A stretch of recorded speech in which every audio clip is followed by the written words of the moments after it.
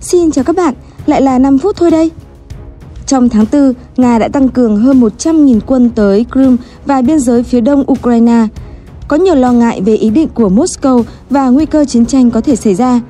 Đây là sự hiện diện quân sự lớn nhất kể từ khi xung đột giữa Ukraine và Nga nổ ra từ năm 2014, khi Nga tiến hành sát nhập Crimea và hậu thuẫn lực lượng ly khai ở khu vực Đông Donetsk và Luhansk của Ukraine, gọi chung là Donbass.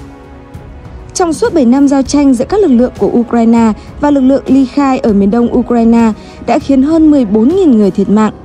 Những nỗ lực hóa giải chính trị đã rơi vào bế tắc và các vụ vi phạm lệnh ngừng bắn ở vùng Donbass, miền đông Ukraine ngày càng diễn ra thường xuyên trong những tuần gần đây.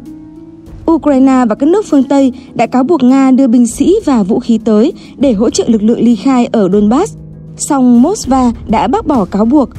Cho đến cuối tháng 4, Quân đoàn 58 thuộc Quân khu miền Nam, Quân đoàn 41 của Quân khu miền Trung và các sư đoàn trực thăng vận số 7, 76 và sư đoàn dù số 98 đã quay về căn cứ của mình.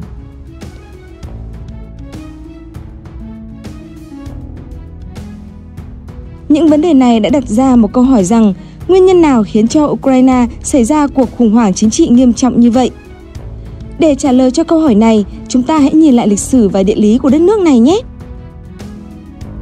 Vào thế kỷ thứ 9, Ukraine được biết đến với cái tên Kievan Rus, là một liên bang lỏng lẻo của Đông Slav và các dân tộc Uralic ở châu Âu.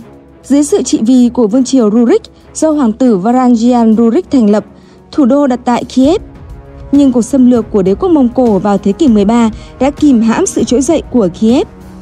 Ngày nay, Belarus, Nga và Ukraine đều tuyên bố Kievan Rus là tiền thân của họ. Nhờ đất loại đen màu mỡ ở vùng đồng bằng Ukraine giúp vùng đất này trở thành một trong những khu vực sản xuất ngũ cốc lớn nhất châu Âu, khiến nơi đây liên tục bị các cường quốc nhòm ngó và gia tăng ảnh hưởng. Tới thế kỷ 16, phần lớn lãnh thổ của đất nước nằm dưới sự kiểm soát của khối thịnh vượng chung Ba Lan, Litva. Đến thế kỷ 17, chiến tranh giữa Sa Hoàng Nga và khối thịnh vượng chung Ba Lan, Litva nổ ra. Cuộc chiến này còn được gọi là chiến tranh vì Ukraine, khiến nội bộ Ukraine càng bị chia rẽ sâu sắc. Hiệp ước hòa bình vĩnh cửu giữa Sa Hoàng Nga và khối thịnh vượng chung Ba Lan Litva được ký kết vào năm 1686, khiến phần phía đông của Ukraine, cụ thể là phía đông sông Donetsk, nằm dưới sự kiểm soát của đế quốc Nga. Dưới thời trị vì của Catherine Đại Đế, các vùng thảo nguyên ở miền đông Ukraine đã trở thành những trung tâm kinh tế lớn về than và sắt, còn các vùng đất ở phía tây của sông Donetsk vẫn thuộc quyền cai trị của Ba Lan. Cho đến cuối thế kỷ 18, Ba Lan bị phân chia bởi phổ nhà Habsburg của đế quốc Áo Hung và Nga. Vùng đất Galicia ở phía tây Ukraine chịu sự kiểm soát của đế quốc Áo Hung. Nó chỉ được sát nhập vào Liên Xô sau khi Thế chiến thứ hai kết thúc, trong khi phần còn lại của Ukraine dần bị sát nhập vào đế quốc Nga.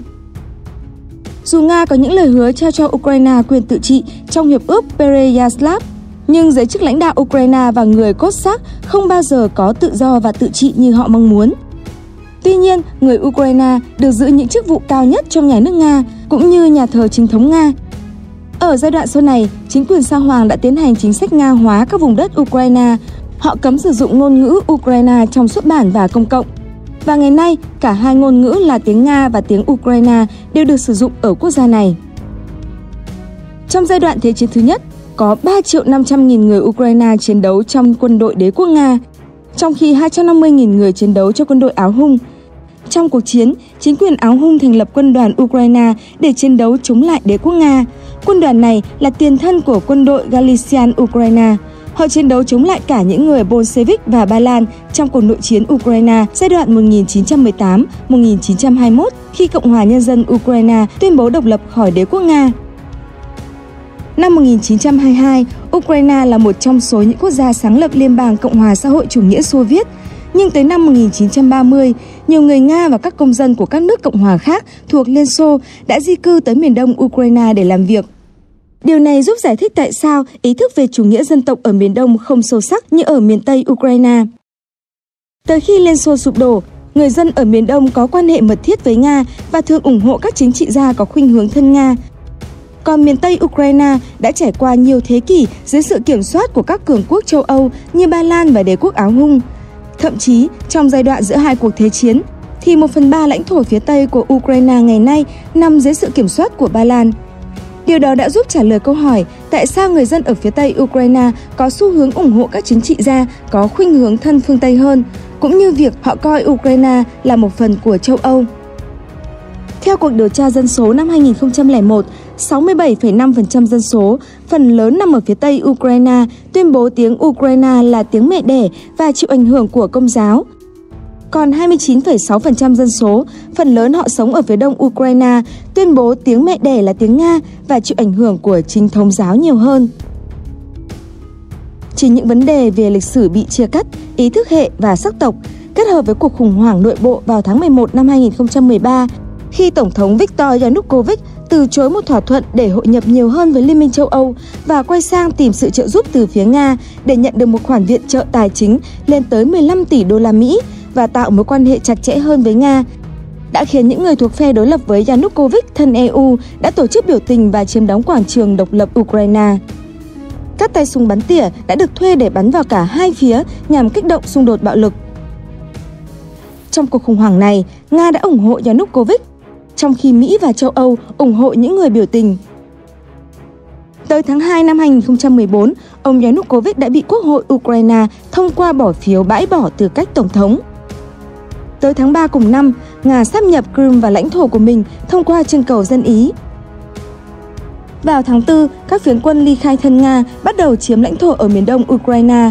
Họ đã bắn rơi chuyến bay số 17 của Malaysia Airlines vào ngày 17 tháng 7, khiến 298 người thiệt mạng. Về việc bắn rơi máy bay này có thể là do vô tình. Giao tranh giữa phe nổi dậy và quân đội Ukraine ngày càng gia tăng. Tới tháng 8, khi phe nổi dậy bắt đầu suy yếu, Nga đã tiến hành can thiệp và hỗ trợ phe nổi dậy. Tất cả điều này đã đưa mối quan hệ giữa Nga và phương Tây và Ukraine đến điểm thấp nhất kể từ sau chiến tranh lạnh. Các lệnh trừng phạt của phương Tây đã đẩy nền kinh tế Nga đến bờ vực suy thoái. Cho tới ngày nay, cuộc khủng hoảng của Ukraine vẫn đang diễn ra và chưa có dấu hiệu kết thúc. Trong khi chính quyền Kiev có cuộc điện đàm với Tổng thư ký NATO Jens Stoltenberg về tình hình miền đông Ukraine vào ngày 7 tháng 4 năm 2021, thì khi đó, Tổng thống Ukraine là Zelensky khẳng định việc Ukraine trở thành thành viên của khối quân sự này là cách duy nhất để chấm dứt cuộc chiến với phe ly khai. Còn Điện Kremlin cảnh báo việc gia nhập NATO của Ukraine sẽ làm trầm trọng thêm cuộc khủng hoảng ở miền đông. Cảm ơn các bạn đã xem hết video. Đừng quên nhấn thích, chia sẻ và đăng ký kênh nếu thấy video này hữu ích. Hẹn gặp lại các bạn tại những video tiếp theo.